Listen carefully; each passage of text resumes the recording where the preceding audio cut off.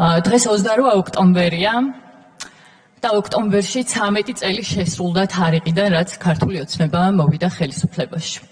ამ 13 წლის განმავლობაში ერთ-ერთი დაპირება მრავალთაგან, რომელიც არ შესრულდა და არ შეიცვალა, არის ნაცების დასრულება. ხელისუფლებაში ყოფნის მე-13 წელს ქვეყანაში არსებულ ყველა სოციალურ პრობლემას ქართული ოცნება პასუხს არიდებს და თავს არიდებს სამკითხვაზე პასუხის გაცემას, ისევ ნაციონალურ მოძრაობაზე საუბრით. ქართული ოცნება ახორციელებს ფსიქოლოგიურ შანტაჟს საკუთარ მოქალაქეებზე, თავად აძლიერებს ნაციონალურ მოძრაობას, რათა შემდეგ ამით დააშინოს ამომრჩეველი. თავად ოცნება დაეხმარა ნაცებს ფეიქ რევოლუციის ორგანიზებაში. არჩევნებამდე თვეებით ადრე უთმობდით ეთერებს, თქვენივე პროპაგანდისტულ ეთერებში, რუსთავი 2-სა და იმედზე. აჩინებდით ამომრჩეველს, რომ ნაცები ბრუნდებიან და ამაში გეხმარებოდნენ ასევე ნაცების ფიგურებიც.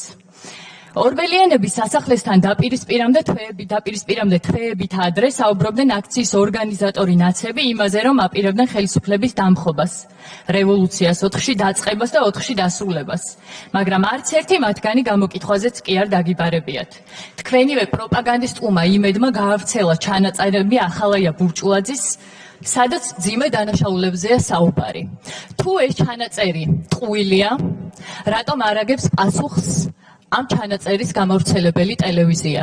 თუ ეს ჩანაწერი ნამდვილია, რატომ არ აგებს პასუხს ამ ჩანაწერში ჩართული მეორე პირი?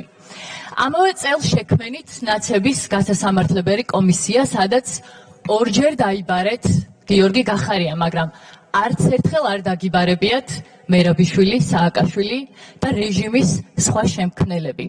რატომ არ შექმნით ეს კომისია 2014 წელს, ან არ შექმნით 2021 წელს?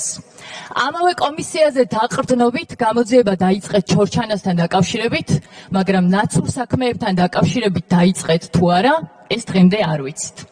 1 წლის წინ თქვენს მიერ ნაქე პრემიერს, რომელსაც მართლმადიდებლობისთვის უხდიდით მადლობას, მთელი ოფიციალური ქონება ჩამოვართვით, მაგრამ არ შეხებიხართ კეზერაშვილის კოლცენტრებით ნაშოვნ თანხებს, მიუხედავად იმისა, რომ ჩვენ ამაზე მოთხოვნა გავაკეთეთ. გამოძიებაც კი არ დაგიწყიათ ამის შესახებ. ახლა აპირებთ ნაცების აკრძალვას, კოლექტიურ ნაცებად მოიხსენიებთ ადამიანებს, რომლებიც 2012 წელს ნაცებისგან იდევნებოდნენ, თუმცა თქვენს რიგებში არიან ადამიანები, რომლებიც 2016 წელს ჯერ კიდევ ნაცების შემომწირველები, ან მათი მაჟორიტარული კანდიდატები იყვნენ. ვისი სასამართლოთი აპირებთ ნაციონალური მოძრაობის აკრძალვას? გირგვლიანის საქმის მოსამართლე მურუსიძის სასამართლოთი? თუ ვის უნდა გაუგზავნოთ სარჩელი? ჩინჩალაძეს? ესაა თქვენი 13 წლიანი ნაცებთან ბრძოლის ანატომია. თქვენ ნაცებს კი არ ასრულებთ, ნაცებით აპირებთ ძალაუფლების გახანგრძლივებას, სანამ მათი მტრისხატი იმუშავებს. არ გაქვთ უფლება მმართველობის მე-13 წელს ადამიანები აცხოვრობთ გაჭირვებაში, უსამართლობაში და ძალადობაში. ქართველმა ხალხმა 13 წლის წინ ერთხელ უკვე მკაფიოდ უთხრა არა ნაციონალურ მოძრაობას და შეცვალა ხელისუფლება უკეთესი მომავლის იმედით. ამ ადამიანების დიდი ნაწილი დღეს იმედგაცრუებულია, იმიტომ რომ ცალსახაა, რომ ერთი ძალადობრივი რეჟიმი შეიცვალა მეორე ძალადობრივი. 2012 წელს რომ დაგემთავრებინებთ ნაცები, ამის ნაცვლად შეხვედით მათთან მოჩვენებით ბრძოლაში. სწორედ ამიტომ ვართ დღეს ჩვენ აქ, რომ მტკიცება არა ჩვენ, არამედ თქვენ მოგიწიოთ, რომ ნაცები არა თუ ჩვენ თქვენს რიგებში მოიკითხოთ.